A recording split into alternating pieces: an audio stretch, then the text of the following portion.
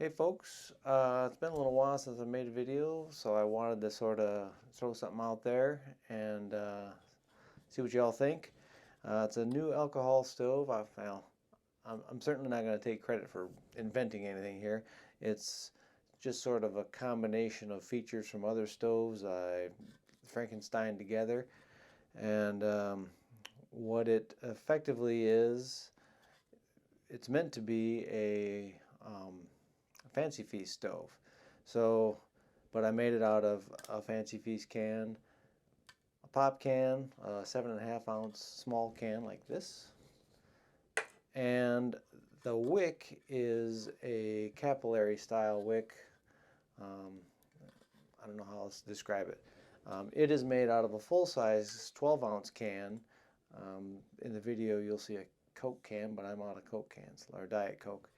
So, and it looks like this, where you've got this sort of ribbed capillary hoop that goes inside the Fancy Feast can, and then the pot stand part goes in there. So that is what we're going to do. Here's the Fancy Feast can, and then this dude was a 24-ounce beer can. I only bought the beer because it was cheaper than an iced tea can. I dumped it right out. I just wanted the metal. So you can make a simmering with this. I'm not going to stuff that back in there, but you just put it over the can like that with the little vent holes down, and it'll simmer for ages. Some of the things you'll need to get this, make this: a pair of scissors works good for cutting the cans. A side can opener is pretty critical, I think. It cuts off the top nicely for this part, and for the cat food can. Then you don't have that ridge that you need to fold down. In fact, I haven't made it without this style, so I don't know how that ridge might affect the capillary wick. You need a hole punch. Oops, making a mess. Sharpie and a measuring device. I like these calipers. You can use a ruler, whatever you want to use. But the calipers just work nice because you can see how deep this can is, and then you can take it right over to the can and just score a line, and now you know where to make your line with your Sharpie. So stuff like that gets a lot easier with the calipers. I don't even have batteries in it. It's just there is a scale on the inside here. So calipers, this razor blade to make the rough cuts, and the scissors are to make the fine cuts, and the stake here is for making the bends in the wick. This is a 1/2 inch wide, so you can make 1/2 inch lines all the way around this can if you like, but as you'll see when I make this, it's just as easy to make the bends with this, and you don't have to do any measuring. So that's the goal, is to show you how to make this stove, and I think I've got some stats on how it compares to a regular Fancy Feast in the video somewhere, possibly. This is a reshoot of the intro. So follow along, and I'll show you how to make one of these and show you how it performs while we're at it. So thanks for watching. Alright, so for this thing to end up about 1 inch taller than that, the overall length, see, let's do this. So that's about 25 millimeters, aka 1 inch. So to make it that tall, you have to add the 35 or so millimeters tall it is. So then it comes out to 61 millimeters, or 2 4/10, a little more than that. I tend to use millimeters, so 61 millimeters is what you're going to want to make this at. What we're going to do is take this guy, cut the lid off, sort of doing this whole thing with the camera in front of me. Anyway, there's that. We'll go wash this dude out and get rid of this, and I'll be right back. Like I said, so now we got this guy, lids cut off nice and smooth. What we're going to want to do is take that 61 millimeters and just sort of score a little line on there. And then we get our Sharpie out and we're going to draw a line all the way around. Alright, so like I said, I've just got it stuck in a book at an appropriate spot that makes it line up with my mark, or does it? And we're just going to spin that around. So I've made one of those little jigs with a razor blade, and you spin this around, and I just don't have near as good luck as just cutting off the bottom of the can and then coming back with a pair of scissors along the line and doing the final cut. So we're just going to make a rough cut kind of close to the line.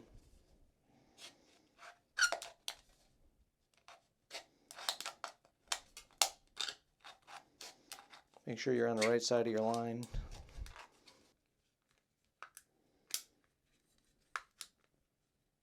Okay, that's that. We need to take our scissors and start cutting around.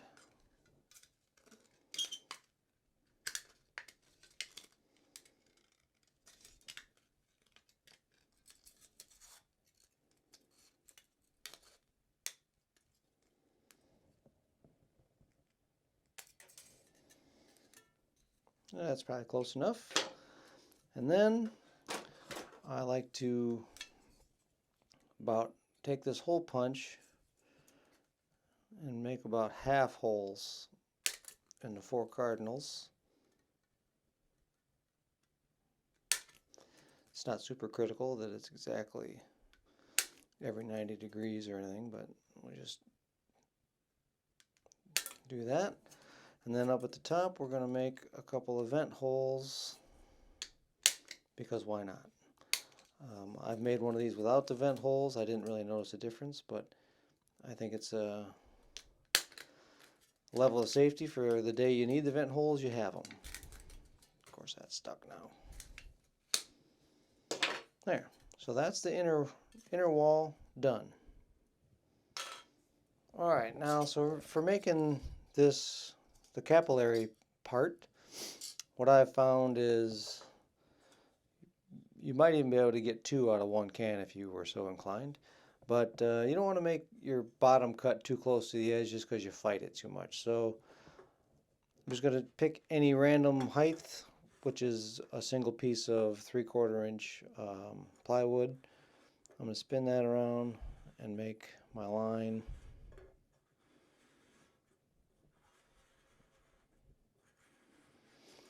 And then, as luck would have it, 2 more pieces of 3/4 inch puts us right at the 36 millimeter deep, or tall, which is about how deep this guy is. So that just is a happy coincidence, but the goal is to make this part as tall as this is deep.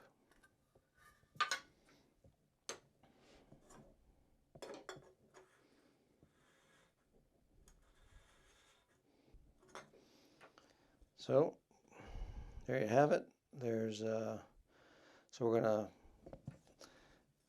cut that off, and we'll be left with that, and I'll come back when that's done. So now we got our hoop, and what we want to do is find a nice straight line to begin with. And all we're going to do is, it's actually a little bit slippery, but try to keep the stake perpendicular to the can, I guess. and you're going to just make a nice crease on it. And you just roll the can over one, or the stake over one, and try to do it again. And you're just going to do this all the way around.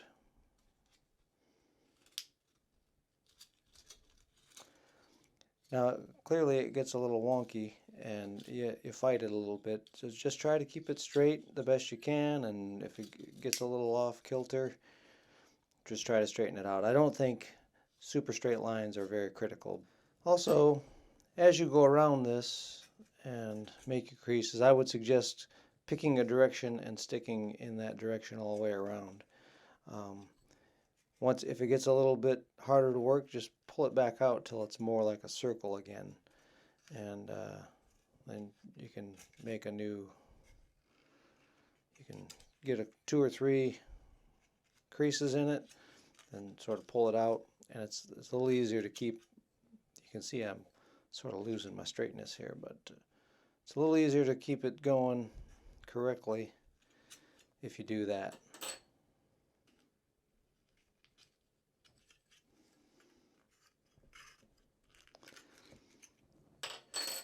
So when you get all the way around, you're going to have one that's a little bit skinnier than the rest, and that's the guy you want to cut out. I think it won't quite fit in the can almost no matter what you do.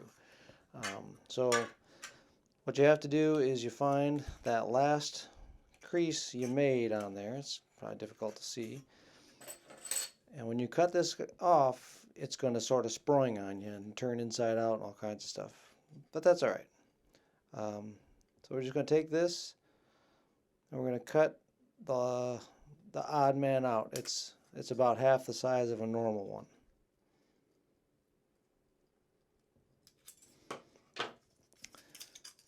So now you got that dude. If you feel like your creases need to be better, you can recrease it. But bend it back right side out and put it in the can. And that's going to give you a little bit of overlap in there. And then you take your 7.5 ounce trimmed up Coke can and you shoehorn that dude in there a little bit. Alright, so there it is, all the way in. You can see the wick, if you will, the capillary wick is just right sort of at the edge, and this should be about 1 inch tall. I guess we can measure it. Yeah, right at 1 inch. So that's it. I will take this downstairs and we'll throw some alcohol in it. What I decided to do was to redo the boil test and get it a little more accurate. So this time I've got back to 30 milliliters / 1 ounce of denatured alcohol in the stove. I've got 2 cups of water by weight. So we're going to go 2 cups by weight, and it looks like it's 57 degrees, 58 degrees in my basement, and the water is 59 degrees. Hopefully the glare is not so much on this that you can't see it. So we're just going to fire this thing up and get after it.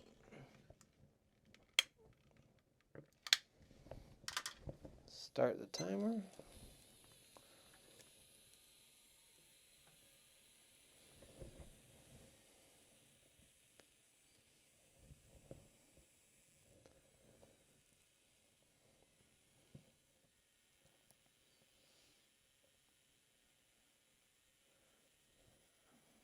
I may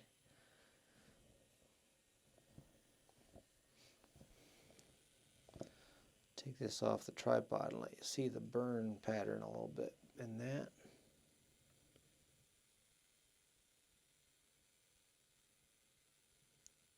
Tried putting up a little black background so you can see the flame a little better. That's pretty dark, but hopefully You can see the flame pattern there. It's just a continuous ring, I guess, of flames is the best way to put it. All right, we're up to 525, 203. In case the glare on that is too much to see. Sure sounds like it's boiling and it's steaming, but we'll go by the thermometer here.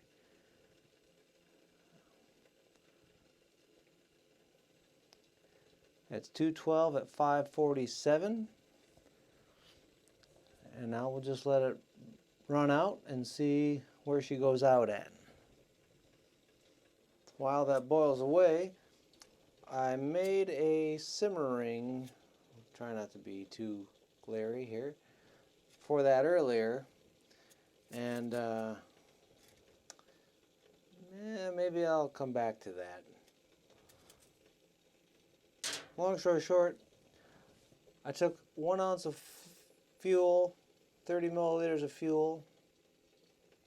I brought water to a boil, which took 6 minutes, thereabouts. Then I threw on the simmering and let the rest of it burn out. Whatever remainder of fuel was in there from bringing it to a boil. And that lasted 1757 or something like that. I've got it down somewhere. But almost 18 minutes of boil time using the simmering for once the water had come to a boil. So that ain't bad. It's interesting that the temperature is so high.